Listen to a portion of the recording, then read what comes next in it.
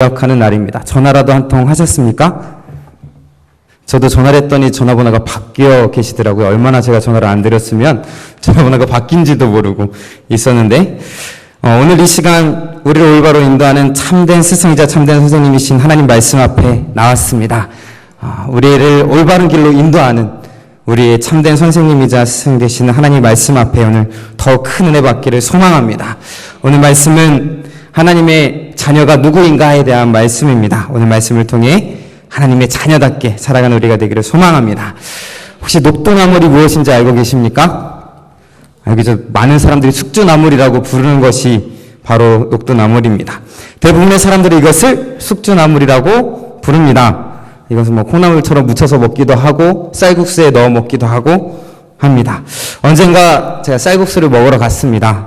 그리고 일하고 있는 직원에게 녹두나물을 좀 더 달라라고 말했습니다. 그런데 이분이 못 알아듣는 겁니다. 그래도 저는 끝까지 녹두나물을 달라라고 했습니다. 그분은 잘 알아듣지 못했지만 저는 끝까지 숙주나물이 아닌 녹두나물을 달라라고 말했습니다. 왜 그랬을까요? 그럴 만한 데는 다 이유가 있습니다. 저희 집안은 녹두나물이라고 절대 녹두나물이라고 부르지 숙주나물이라고 부르지 않습니다.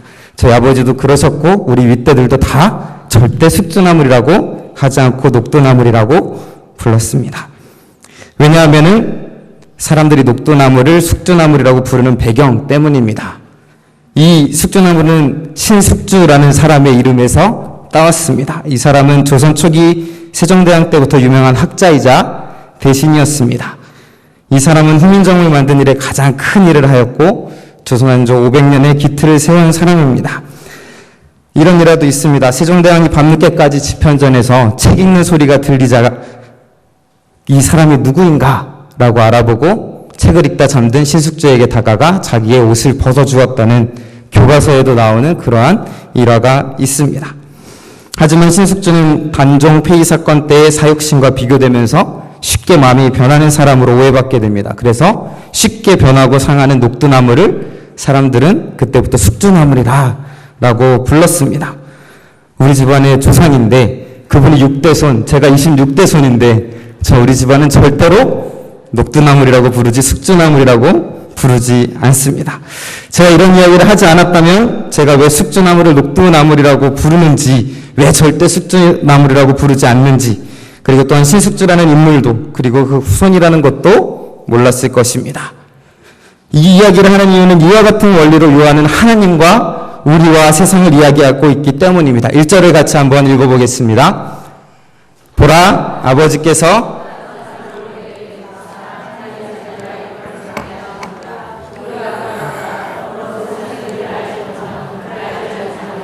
아멘. 세상이 우리를 알지 못한다라고 말하고 있습니다. 우리의 모습, 우리의 행동을 알 수 없고, 또한 알 수 없다는 말은 이해할 수 없다라는 의미가 같이 들어있습니다. 그 이유가 무엇입니까? 우리를 알지 못하는 이유는 그들이 하나님을 알지 못하기 때문입니다.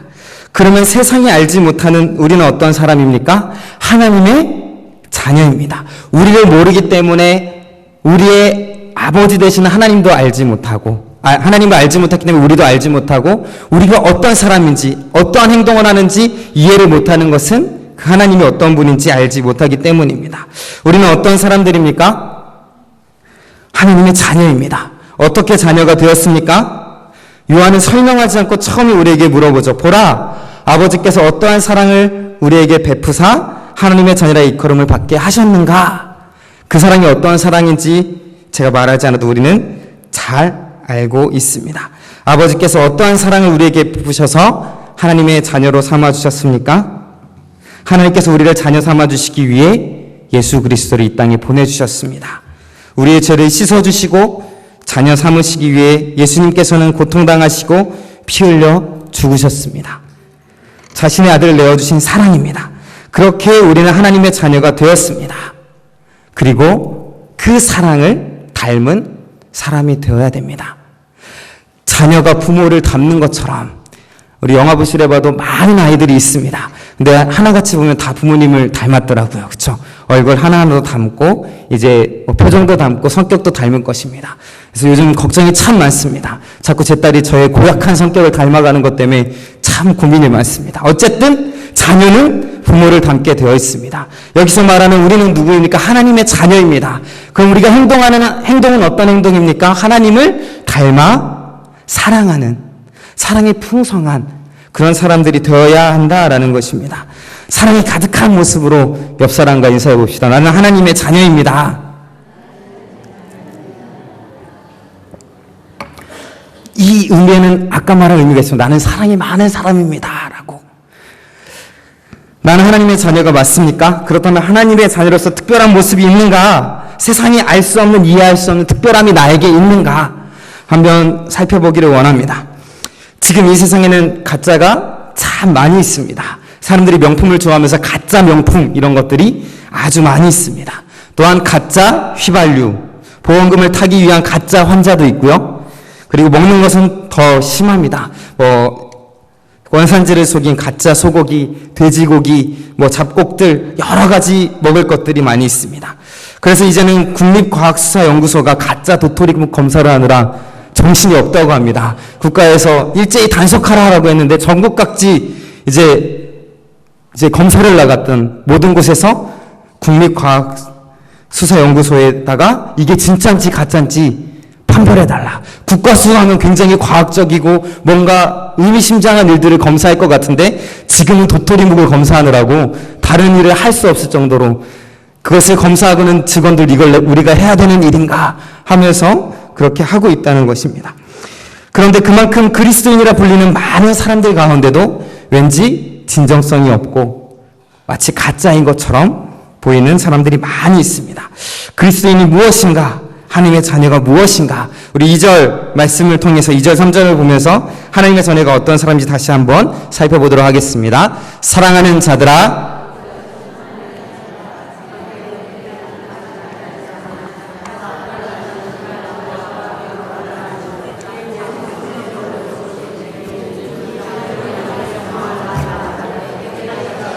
자기를 깨끗하게 하느니라. 아멘.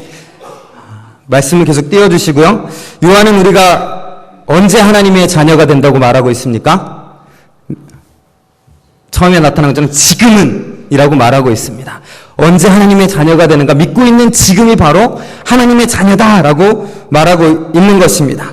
미래의 자녀가 될 것이다. 너희들은 장차 하나님의 자녀가 될 것이다 라고 하지 않고 지금은 하나님의 자녀다 라고 분명히 말하고 있습니다. 그리고 하나님의 자녀는 예수님이 다시 오시는 그날에 하나님의 참모습을 그대로 볼 것이다 라고 말하고 있습니다. 사람은 절대 하나님의 참모습 그대로 볼 수 없습니다. 왜냐하면 그 가운데 죄가 있기 때문에. 죄가 있는 사람이 하나님을 보면, 성경에 보면 그 사람은 살 수 없다라고 나와 있습니다. 그렇기 때문에 하나님의 참모습을 그대로 볼 수 있는 사람은 새 육신을 입고 저 천국에 들어갈 사람입니다. 저 천국에 가서 새 육신을 입을 때야만 하나님을 있는 모습, 참모습 그대로 볼 수 있는 것입니다. 그렇기에 하나님의 참모습을 그대로 볼 수 있다는 의미는 하나님께서 주시는 새 육신을 입고 천국에 들어갈 수 있다라는 의미입니다. 우리가 가져야 할 소망은 바로 이것입니다. 우리는 지금 하나님의 자녀입니다. 하지만 지금 하나님의 모습을 그대로 볼 수 있는 그런 천국에서의 완벽한 모습이 아닌 것은 사실입니다. 하지만 그 모습을 바라보며 우리가 소망을 가지고 살아가야 한다라는 것입니다. 그럼 이 소망을 가진 자마다 어떻게 살아간다고 말하고 있습니까? 자기를 깨끗하게 한다. 하나님께서 깨끗하신 것과 같이 하나님께서 말씀하셨습니다. 내가 거룩하니 너희도 거룩하라. 지금은 온전한 모습, 거룩한 모습, 그 모습이 아니지만 그 모습을 바라보면서 천국에 갈 그때를 바라보면서 기억하면서 고대하고 소망을 가지고 자신의 모습을 깨끗하게 사는 삶, 그것이 바로 하나님의 자녀다운 삶이라고 말하고 있습니다. 나의 삶이 깨끗하십니까? 깨끗하려고 노력하고 있습니까? 깨끗한 삶이 무엇입니까? 요한은 하나님의 자녀들은 깨끗하게 사는 사람들이고 그렇지 않은 사람들은 마귀의 자녀라고 말하고 있습니다. 4절부터 9절에 이르기까지 죄가 있는 사람, 더러운 사람, 깨끗하지 않은 사람은 마귀의 자녀다. 하나님의 자녀는 깨끗한 사람이다. 죄를 짓지 아니하는 사람이다. 라고 말하고 있습니다. 여기서 요한이 말하는 깨끗한 삶, 죄 짓지 않는 삶은 무엇일까요? 하나님의 자녀됨에 있어서 우리는 첫 구절에서 보았습니다. 하나님의 자녀의 삶은 사랑하며 사는 삶이다.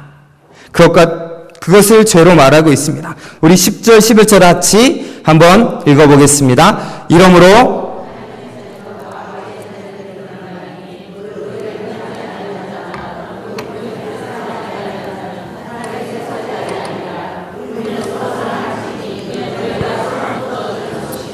아멘. 요한은 사랑이라 라고 말하고 있습니다. 사랑하는 자가 깨끗하게 사는 것이요, 사랑하지 않는 자는 죄를 짓는 자다 라고 말하고 있습니다. 말씀 처음에 드린 것처럼 하나님의 사랑으로 우리는 하나님의 자녀가 되었습니다. 그리고 하나님의 자녀는 하나님을 본받아 사랑하는 사람이 됩니다. 사랑을 하지 않는 사람은 하나님의 자녀가 아니요 죄 가운데 거하는 마귀의 자녀라 라고 말하고 있는 것입니다. 우리에게 하나님의 자녀로서 특별한 모습은 바로 사랑입니다. 하나님이 보여주신 사랑의 모습이 우리 가운데 있어야 합니다. 하나님께서 우리에게 보여주신 사랑, 자신의 독생자를 이 땅에 보내셔서 그 죄를 해결하기 위해 그 아들을 보내신 사랑입니다.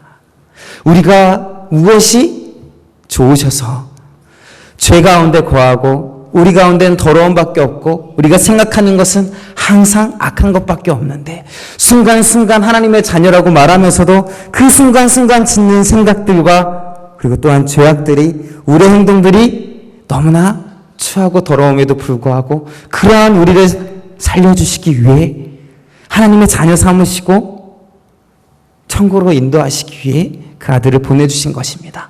자녀 삼아주시기 위해서. 때로는 우리의 자녀들을 볼 때 어떤 마음이 듭니까? 때로는 말을 안 듣고 속상할 때 이게 어떻게 내 자녀인가? 제가 이상한 건 아니죠? 요즘 막 떼를 쓰고 막 때로는 소리를 지르고 이제 보는 인간의 모습이 나오기 시작하는 것 같습니다. 때로는 크면 더 하겠죠. 자식들이 말을 안 들을 때 그 말 안 듣는 모습을 보면서 하나님은 우리를 볼 때 어떡할까요? 그보다 더한, 언제나 하나님께서 보고 계신데 매 보고 있다는 그 사실을 알면서도 죄 가운데 거하는 우리를 너무너무나 사랑하시고 자녀 삼아주신 하나님, 그 하나님의 사랑으로 사랑하라, 우리의 주위에 있는 사람들의 사랑하라 말하고 있는 것입니다. 하나님께서 보여주신 사랑, 우리가 잘 아는 구절이 있습니다. 요한복음 3장 16절 같이 외워볼까요? 하나님이 세상을 이처럼 사랑하사 독생자를 주셨으니 이는 그를 믿는 자마다 멸망치 않고 영생을 얻게 하려 하심이니라. 아멘. 무엇이 이쁘다고 영생을 얻게 하시려고 독생자를 주셨는가? 독생자를 주신 사실이 얼마나 큰 사랑이면 세상을 이처럼 사랑하셨다라고 말하고 있습니다. 하나님이 이 세상을 너무나 사랑하시고 우리들을 너무나 사랑하셔서 그 외아들을 보내주셨습니다. 그 독생자는 어떻게 하셨습니까? 예수님께서 우리를 위해 십자가에서 죽으셨습니다. 그리고 예수님께서는 이렇게 말씀하셨습니다. 세 계명을 너희에게 주노니 서로 사랑하라. 어떻게 사랑하라고 하십니까? 내가 너희를 사랑한 것 같이 너희도 서로 사랑하라. 내가 한 것처럼 누가 감히 이렇게 말할 수 있겠습니까? 내가 사랑한 것처럼 너희도 사랑하라. 왜냐하면 그 사랑은 십자가의 사랑이고 십자가에서 죽으시면서까지 우리를 위한 사랑이고 죽어가시면서 자신의 십자가에 못 박았던 그 사람들을 용서해달라고 했던 예수님의 모습입니다. 예수님께서 뭐라고 하십니까? 누가복음 23장 34절에 보면 이렇게 나와 있습니다. 이에 예수께서 이르시되 아버지 저들을 사하여 주옵소서. 자기들이 하는 것을 알지 못함이니이다. 하나님 용서해달라고 자신을 죽이고 지금 즐겁다고 바라보고 있는 사람에게 우리는 우리에게 말 한마디 약간 잘못한 사람을 봐도 때로는 싫어하고 미워하고 그러는데 하나님께서는, 예수님께서는 죽어가시면서도 자신을 못 박은 그 사람들 때문에 피 흘리고 있음에도 불구하고 저들의 죄를 용서해달라고 하신 분이 바로 예수님의 사랑입니다. 그리고 그 사랑은 예수님의 제자들이 그리고 하나님의 자녀들이 그 본받아 그 사랑을 실천했습니다. 스데반도 또한 자신을 향해 돌을 던지면서 욕하는 사람들을 위하여서 기도했습니다. 우리 사도행전 7장 60절을 같이 한번 읽어보겠습니다. 무릎을 꿇고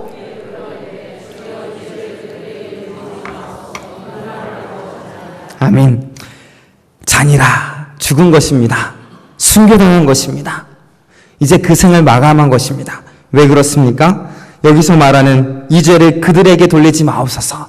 자기를 향해 돌을 던지고 욕을 하며 자신을 죽게 한 사람들, 죽기까지 하나님 이들의 죄를 용서해 달라고 예수님과 같은 마음으로 그들이 하는 짓을 모릅니다.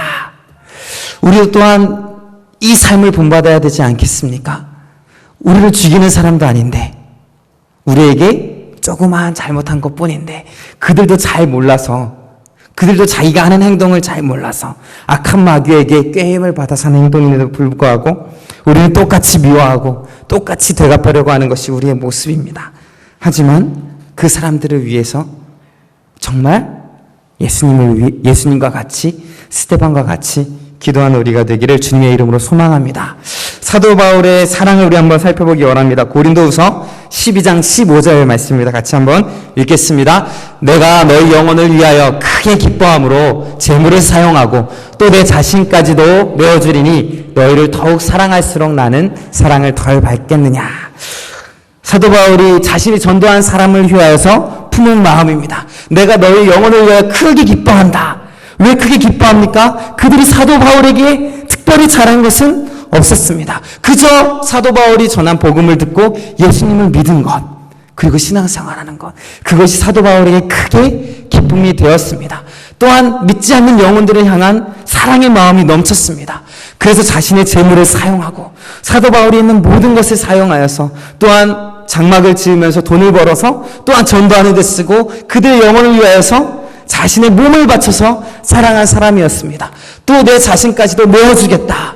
그는 전도하면서 많은 좋지 않은 말들과 또한 매맞음과 여러 가지 일들을 당했습니다. 성에서 내어 쫓기고 죽을 뻔한 매를 맞기도 하고 그러한 가운데서도 자신을 내어 주어 사랑하였습니다.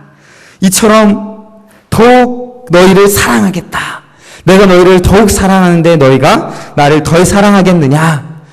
라고 말하면서 내가 있는 만큼 죽을 수 있는 만큼 그것을 넘어서도 너희를 사랑하겠다라고 말하고 있는 것입니다. 또한 베드로는 사랑에 대해서 이렇게 말합니다. 베드로전서 4장 8절 말씀입니다. 같이 읽겠습니다. 무엇보다도 아멘. 죄는 어떤 것보다도 무서운 것입니다. 하나님 앞에 용납될 수 없는 것입니다. 죄는 무서운 것입니다. 그럼에도 불구하고 그것을 덮는 것이는데 그것이 무엇이라고 말합니까? 사랑이다. 너 어떻게 사랑하라고 말합니까? 뜨겁게 사랑하라. 뜨겁게 사랑하라 라고 말하고 있습니다. 그 뜨거운 사랑은 허다한 죄를 덮는다. 이것이 어떤 사랑입니까? 예수님께서 우리에게 보여주신 사랑입니다. 예수님 우리를 너무나 뜨겁게 사랑하셨고 십자가에서 죽으심으로 말미암아 모든 죄를 덮어주셨습니다. 이처럼 우리가 사랑하는 마음을 가질 때 우리가 행한 다른 사람들의 죄는 덮어질 줄로 믿습니다. 우리 마음 가운데서 우리가 우리의 죄를 서로를 용서해야 합니다. 왜냐? 예수님께서 우리의 죄를 용서해 주셨기 때문입니다.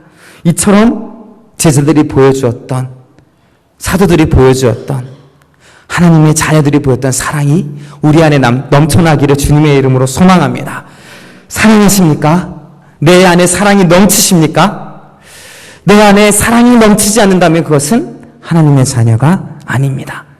주변 사람들을 향한 뜨거운 사랑, 정말 모든 죄를 덮을 수 있는 그런 사랑, 그런 사랑이 우리 안에 있어야 합니다. 사랑이 없이는 아무것도 아닙니다. 사랑이 없다면 우리가 행하는 모든 의로움이 아닙니다.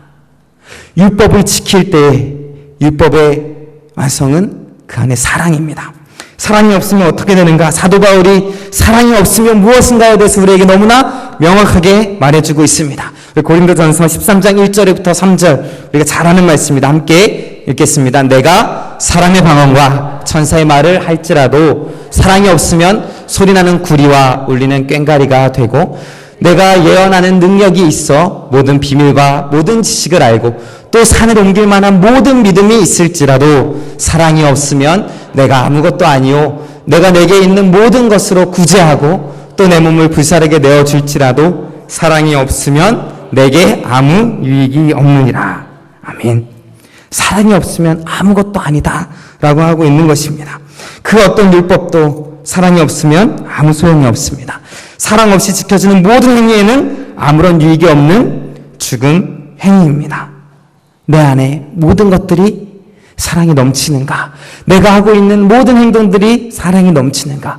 하나님의 일이라고 하면서 하나님을 기쁘게 해드리겠다고 하면서 하나님의 법을 지키겠다고 하면서 그러면서도 그 안에 사랑이 없으면 그 본질을 잃어버리면 그것은 아무것도 아니다라고 말하고 있습니다. 사도 바울은 또한 이렇게 말합니다. 우리 로마서 13장 8절부터 10절 말씀도 같이 한번 읽어보겠습니다. 피차 사랑의 빛 외에는 아무에게든지 아무 빛도 지지 말라. 남을 사랑하는 자는 율법을 다 이루었느니라. 가늠하지 말라, 살인하지 말라, 도둑질하지 말라, 탐내지 말라 한 것과 그 외에 다른 계명이 있을지라도 내 이웃을 내 자신과 같이 사랑하라 하신 그 말씀 가운데 다 들었느니라. 사랑은 이웃에게 악을 행하지 아니하나니 그러므로 사랑은 율법의 완성이니라. 아멘. 이것이 세상 사람과 그리스도인이 다른 점입니다. 예수 그리스도의 사랑을 품고 있는 사람, 세상이 이해할 수 없는 사랑을 가지고 있는 사람, 세상이 알 수 없는 사랑을 가지고 있는 사람. 이 세상 사람도 어느 정도까지는 사랑을 가지고 있습니다. 때로는 그리스도인이라 불리우는 사람들보다 더 큰 사랑을 그들은 가지고 있습니다. 하지만 성경이 말하고 있는 그리스도인이 지녀야 할 사랑은 세상의 그 어떤 사랑도 뛰어넘는 사랑을 가지고 있는 사람이라고 말하고 있는 것입니다. 예수님의 사랑을 가지고 있는 사람, 원수까지도 사랑할 수 있는 사람. 그런데 언제부터인가 그리스도인들이 점점 사랑을 잃어버리고 있습니다. 때로는 바리새인처럼 율법만 남아서, 때로는 형식만 남아서, 때로는 사랑을 잊어버리고 그 율법만 급급하게 살아가는 사람들이 되었습니다. 곰곰이 생각해 보시기 바랍니다. 그리스도인과 세상 사람이 다른 점이 무엇이 있는가? 나와 예수님을 믿지 않는 사람이 차이점이 무엇이 있는가? 어떤 교회를 다니지 않는 친구에게 물었습니다. 그리스도인이 뭐가 다른 것 같느냐? 라고 묻자 술을 안 마시는 것 같다. 담배를 피지 않는 것 같다. 라고. 담배와 술을 하는 그리스도인도 많이 있을 것입니다. 또 다른 게 무엇이 있는 것 같냐? 그냥 얼굴이 좀 좋아 보이는 것 같다. 그리고 또 무엇이 있는 것 같느냐? 별로 없는 것 같다. 라고 말했습니다. 슬픈 현실입니다. 원래 그리스도인이다 그러면은 다른 점이 무엇인가 하면 세상 사람들의 입에서 어떠한 말들이 나와야 합니까? 사랑이 넘친다. 뭔가 다르다. 이해할 수가 없다. 자신의 희생을 아랑곳지 않고 사랑이 넘친다. 라고. 정말 나도 한번 그것이 무엇인가 궁금하다. 어떻게 저렇게까지 자신을 희생하면서 남들을 생각할 수 있는지. 아니면 좀 사랑은 아니더라도 좀 거룩하고 다른 모습이 있어야 되는데 오히려 그 거룩하고 다른 모습들은 오히려 세상들이 싫어하는 모습으로 보이고 마는. 왜냐하면 그 안에 사랑이 없기 때문입니다. 형식에 치우친 것이 아니라 본질을 잡는 정말 사랑이 넘치는, 내가 예수님을 믿는다고 하면서도 정말 사랑이 없이 그저 교회만 나가지 않았는가 자신을 돌아봐야 할 것입니다. 사랑이 없는 그리스도인은 그리스도인이 아닙니다. 하나님의 자녀가 아닙니다. 전혀 하나님을 닮지 않는 그런 사람일 뿐입니다. 사랑은 뭐라고 합니까? 하나님의 자녀들과 마귀의 자녀들을 구분 짓는 기준입니다. 12절에는 이렇게 그 단락을 마무리하고 있습니다. 뭐라고 말하고 있습니까? 가인과 같이 하지 말라. 그는 악한 자에게 속하여 그 아우를 죽였으니 어떤 이유로 죽였느냐? 자기의 행위는 악하고 그의 아우의 행위는 의로움이라. 라고. 가인과 아벨이 같이 하나님께 제사를 드렸습니다. 둘 다 제사를 드렸습니다. 가인이 제사를 안 드려서 안 받은 것도 아니고, 또한 우리가 잘 아는 대로 아벨은 자신의 기른 양의 첫 새끼를 드렸고, 가인도 첫 소생을 하나님께 드렸습니다. 똑같이 첫 수산물을 드렸음에도 불구하고 무엇입니까? 하나님께서는 아벨의 제사만 기뻐 받으셨습니다. 왜냐하면 그 제사의 진정성이 아벨에게만 있었기 때문에. 히브리서에서 설명하는 것처럼 피가 없는 제물이라 이런 것들이 아니라 그 마음에 하나님을 향한 진정한 마음으로 드린 자가 누구인가. 어쨌든 하나님께서 아벨의 제사만 기뻐 받으셨습니다. 가인의 마음이 어떻게 되었습니까? 그 마음이 시기하고 그리고 동생을 미워하는 마음으로 불타기 시작했습니다. 거기서 그쳐야 했는데 또 어떻게 되었습니까? 결국 그것을 마음에 품고 있다가 동생을 죽이고 말았습니다. 이 시기라는 것이 이처럼 무섭습니다. 결국 악한 행위가 나왔습니다. 하나님의 자녀였다면 그 안에 사랑이 있었다면 오히려 가인은 자신의 잘못을 회개하고 뉘우치고 다음번에는 진정한 제사로 하나님께 드렸을 것입니다. 아우에게 오히려 배웠을 것입니다. 어떻게 하면 더 하나님께 나아갈 수 있는가. 하지만 결국 그 행위 가운데에는 미움이 있었고 살인이 있었습니다. 우리 가운데도 이러한 모습이 있지 아니한가 살펴보기를 원합니다. 우리도 하나님의 자녀이지만 아직 완전히 성화되지 않은, 성화되어져 가는 하나님의 이끄심을 받고 있는 사람들입니다. 그렇기 때문에 마음의 시기가 일어날 수도 있고 미운 마음이 있고 그 안에 사랑이 완전하지 않습니다. 하지만 그리스도인이라면 예수님의 사랑을 항상 기억하고 그 마음에 품고 살아가야 할 것입니다. 그 사랑을 우리는 어떻게 적용해야 될 것인가? 사랑의 마음을 어떻게 품고 살아갈 것인가? 이 시간 한번 구체적으로 살펴보기를 원합니다. 첫 번째로 교회 안에서 사랑하시기 바랍니다. 교회 안에서는 사랑이 넘쳐나야 합니다. 그 어떤 것보다도 사랑으로 불타올라야 하는 것이 교회입니다. 왜 그럴까요? 하나님의 사랑을 품고 있는 사람들이 모인 곳이기 때문입니다. 그렇죠? 말 한마디 한마디가 사랑으로 넘쳐나고 서로를 높이고 서로를 존경하는 말로 가득 넘쳐나는 것이 교회가 되어야 합니다. 그런데 현실은 어떻습니까? 때로는 세상보다 더 악한 말들이 나오고 세상보다 더 좋지 않은 말들이 교회에서 일어납니다. 서로 시기하고 때로는 질투하고 서로 가운데 좋지 않은 말들로 이어져 갈 때가 있습니다. 그런 말들이 아니라 사랑이 넘쳐나야 합니다. 서로 베풀고 서로를 더 위하고 허물이 보이더라도 더 감싸주고 모든 것들을 정말 사랑하면서 모든 교회에 있는 구성원들을 사랑하면서 교회마다 사역하면서 느끼는 거지만 참 왜 사이가 안 좋은 분들도 있고 서로 좋지 않은 분들이 있는지 사랑이 넘쳐나야 하는데 옆 사람의 얼굴 한번 보겠습니다. 그 얼굴에 사랑이 넘쳐나십니까? 사랑이 넘쳐나서 웃는 건지 그냥 웃는 건지 우리 안에 사랑이 넘쳐나야 합니다. 서로 얼굴만 봐도 기쁘고 좋아야죠. 그렇죠? 너무나 기쁘고 즐겁고 마주하는 얼굴 하나하나마다 기쁘고 그 얼굴 보면 힘이 솟고 사랑하는 사람을 보면 어떻죠? 사랑하는 사람을 보면 얼굴에 미소가 저절로 지어지고 기쁘게 되고 정말 뜻하지 않게 그 사람을 만나면 너무나 기쁘고 이건 우연이 아니라 운명이라고 느껴지고 그러는 것처럼 교회 안에서 서로 사랑하는 일들이 넘쳐나고 기쁜 일들로 넘쳐나기를 주님의 이름으로 소망합니다. 이 시간부로는 내 마음에 안 드는 사람이 있고 때로는 나에게 안 좋은 말을 하는 사람이 있고 때로는 안 좋은 소식들이 들려온다 할지라도 그 모든 것을 덮어주고 한 번 더 웃어주는 우리 모두가 되기를 주님의 이름으로 소망합니다. 두 번째로는 이웃 간의 사랑입니다. 우리 주변에 많은 이웃들이 있습니다. 같이 살아가는 사람들이 있습니다. 그 중에 우리의 마음에 드는 사람도 있고 마음에 들지 않는 사람도 있을 것입니다. 그런데 어떻게 해야 된다고요? 그 모든 사람들을 사랑하라 라고 말하고 있습니다. 동네에서 살아가다 보면 얌체 같은 사람도 있고 정말 모든 사람들이 싫어하는 그런 사람도 있을 수 있습니다. 그래도 그들도 예수님 이름으로 사랑하라. 또한 이웃 가운데서는 정말 원수 같은 사람이 있을 수도 있습니다.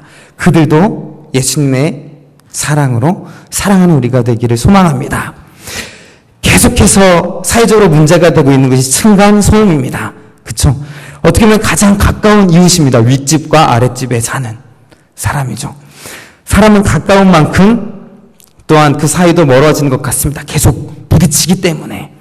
그래서 얼마 전에도 또한 불 지르고, 어떻게 이게 말이 됩니까? 윗집과 아랫집 가운데 불을 지르고 죽는 일들이 생겨나고, 아마 뉴스에 그렇게 나오지만 더 안 좋은 일들이 많이 일어날 것입니다. 주변에 있는 이웃들, 그 사람들을 진정으로 사랑할 수 있겠습니까?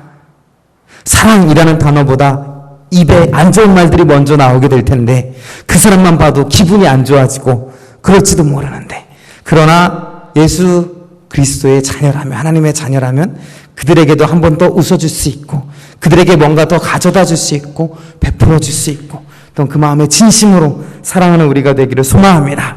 세 번째는 가족입니다. 우리의 가족들을 사랑하시기 바랍니다. 왜 내가 이 집에 살고 있나? 나의 자녀들은 왜 그런가? 내 부모님들은 왜 그런가? 내 친척들은 왜 그러한가? 라고 생각될 때도 있습니다. 내가 왜 이 사람과 결혼했을까? 저로서는 아직도 그런 생각을 왜 하는지 이해가 안 되지만, 때로는 너무 가깝고 잘 알기 때문에 그렇게 생각할 수도 있습니다. 또한 오래 살다 보면 정말 원수같이 느껴지고, 나한테 좋지 않은 일들을 한 것들이 쌓여서 정말 보기 싫을 수도 있을 것입니다. 하지만 내가 그리스도인이라면 먼저 다가가시고, 먼저 좋은 말로, 또한 대화의 장을 여시고, 죽기까지 사랑한 것처럼, 내가 그렇게 한다고 해서 우리의 가족이 죽이겠습니까? 내가 겸손한 마음으로 낮은 모습으로 간다라고 생각하시고 베풀어 주시기 바랍니다. 그런데 사랑이라는 것은 선물과도 같은 것입니다. 사람은 누구나 사랑을 베푸면 받고 싶은 마음이 있습니다. 요만큼 잘해주면 그 요만큼의 절반이라도 받고 싶은 것이 사람의 마음입니다. 예수님의 마음으로 사랑하라고 해서 가족들에게 사랑을 베풀었더니 고마워하는 마음도 없고 알아주지도 아니하고, 평소보다 더 쏘아야 되다 할지라도 더 죽기까지 사랑한 예수님의 마음으로 그들을 사랑하며 섬기는 우리가 되기를 주님의 이름으로 소망합니다. 네 번째는 우리가 일하는 가운데 만나는 사람들입니다. 이상하게 일하는 사람들 가운데 같이 있으면 마음에 안 드는 부분이 왜 이렇게 많은지, 그래서 서로 미워하게 되는 부분이 왜 이렇게 많은지 모르겠습니다. 서로 뭐 성격도 안 맞을 수도 있고 서로 안 맞은 일들이 있기 때문에, 또한 같이 일을 하다 보면 마음에 안 드는 부분도 왜 이렇게 많이 있는 것인지, 때로는 그래서 원수처럼 지내게 되기도 합니다. 아무리 마음에 안 든다 할지라도 때로는 그 사람의 부분들이 마음에 들지 않고 나를 힘들게 한다 할지라도 오히려 문제는 더 사랑할 수 없는 나에게 있구나 라고 생각하시기 바랍니다.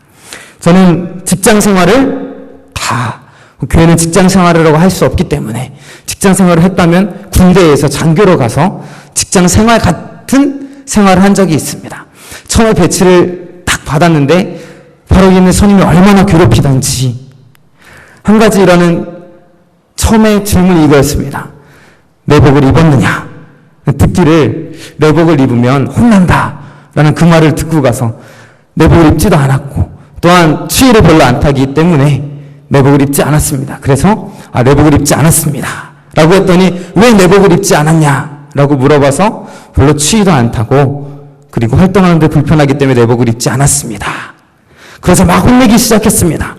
그래도 여기가 군대이고 찬바람이 불면 추울 텐데, 그러고 있다가 부하들이 보는 앞에서 조금이라도 떨면 어떡하겠느냐, 그러고 굉장히 많이 혼나고 부대로 들어왔습니다. 그런데 다른 사람이 이렇게 물어봤습니다. 왜 혼났느냐? 내복을 안 입어서 혼났습니다 라고 말했더니 그 사람이 뭐라고 대답했는지 아십니까? 나는 입어서 혼났다. 그냥 이유 없이 혼내려고. 그 밑에 있는 게 너무나 괴롭고 답답했습니다. 매일 순간순간 하나님마다, 그래서 하나님께, 하나님 여기 너무나 괴롭습니다. 저 사람과 같이 있고 싶지 않았습니다. 1년 만에 기도를 들어주셔서 다른 부대로 옮기게 되었습니다. 원래 이제 단기 장교는 절대 이렇게 옮기는 일이 없는데, 그래서 부대를 옮겼습니다. 부대를 옮기게 되었는데, 또 거기서 선임을 만나게 되었는데, 그 전보다 더 악랄한 선임을 만나게 되었습니다. 하나님 이게 어찌된 일입니까? 라고 하고 또다시 기도했습니다. 1년 만에 또 강원도 홍천으로 부대를 옮기게 되었습니다. 근데 신기한 건 2년 되면 어느 부대든지 2년 되면 이제 고참이 될 듯한데 부대를 옮겼더니 거기는 또 고참밖에 없는 겁니다. 병사는 1년 지나면 고참이 되기라도 하지 제가 옮기는 부대마다 막내로 들어가게 되었습니다. 근데 거기서는 어떤 사람을 만났을까요? 세상에 이런 사람도 있나? 할 정도로 더 이상한 사람을 만나게 되었습니다. 그때 어떻게 깨달은지 아십니까? 문제는 나에게 있구나. 그 사랑을 감쌀 수 없는 나에게 있구나. 그리스도인이라면 하나님의 자녀라면 그 어떤 사람이라도 더 사랑할 수 있고 더 감싸줄 수 있고 더 안아줄 수 있는 사람이 되어야 되는데 오히려 그 사람을 위해 기도하는 사람이 되어야 하는데 우리 삶 가운데 이러한 기도로 넘쳐나는 우리가 되기를 소망합니다. 우리의 가족들을 생각해 보시기 바랍니다. 이웃들을 생각해 보시기 바랍니다. 그리고 우리가 일하는 곳에서 또한 교회 안에 있는 사람들을 생각해 보시기 바랍니다. 우리는 하나님의 자녀입니다. 그리고 예수님의 사랑으로 그 사람들을 베풀어야 할 사람들입니다. 하나님의 자녀입니까? 천국에 갈 사람들입니까? 거기서 하나님께서 주시는 거룩한 옷을 입고 하나님과 함께하고 그 얼굴을 대면하여 볼 사람들이라면 깨끗해지시기를 소망합니다. 어떻게? 그 마음이 사랑으로 넘쳐서 세상이 이해할 수 없는, 그래서 알 수 없는 그 사랑을 보고 우리를 알고 하나님을 알게 되는 놀라운 일들이 우리를 통해 일어나는 우리 모두가 되기를 주님의 이름으로 소망합니다. 시작에 기도하겠습니다.